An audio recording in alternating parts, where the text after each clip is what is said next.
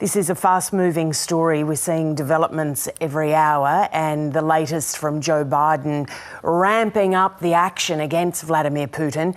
You have seen him up close over the years. You lived in Moscow for 10 years. Do you think this kind of action by the Allies will have any impact on him?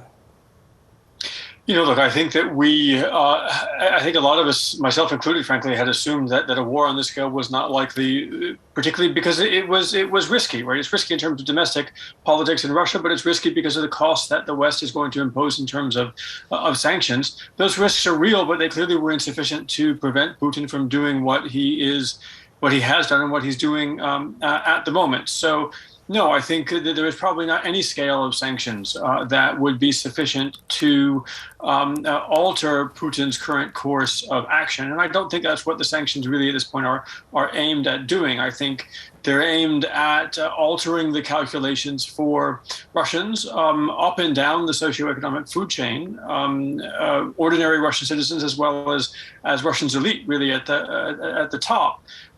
Who are going to end up holding the tab for this conflict, not just in the near term, but potentially for decades to come. Yeah, and I think that's what I took out of Joe Biden's speech, Samuel, is that he was playing the long game here. He was talking about this squeezing of the finances over years and decades.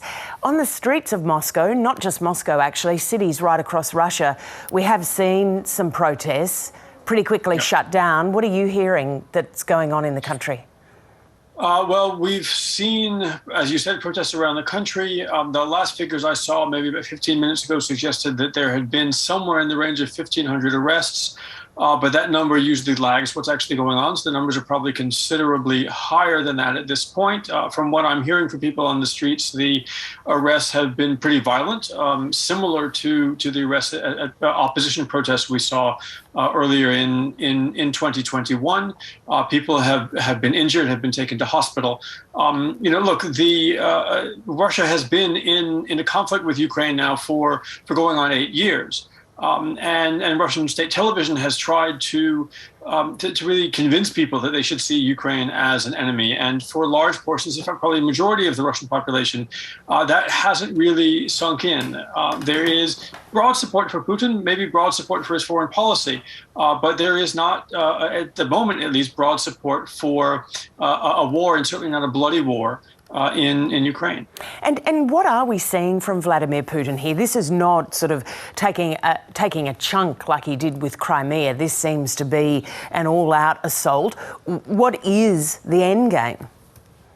Well, he's the only one who knows that. He's not going to tell us ahead of time. He's been playing very coy since the beginning of this crisis, and I would expect him to continue to do so. But he did tell us some things, right? So he talked about the demilitarization and, as he put it, the denazification of Ukraine. And it's really hard to interpret that as anything other than regime change.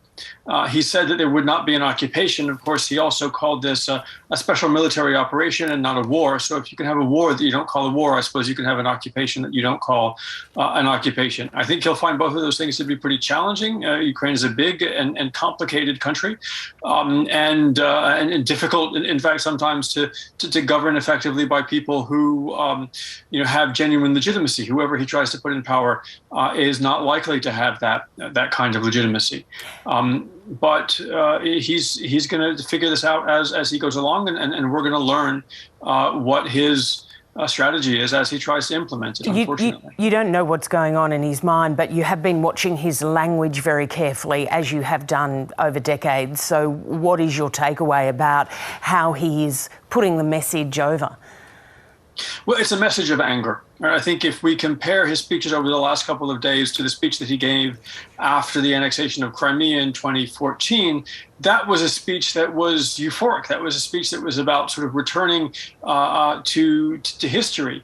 The speeches that he's given now are really designed to make ordinary Russians feel offended by history, offended by the world, offended by NATO, offended by Ukrainians, and angry enough to do something about it. I think there's a degree to which he may have come off as a little erratic, and some people have described it as as unhinged or even out of control.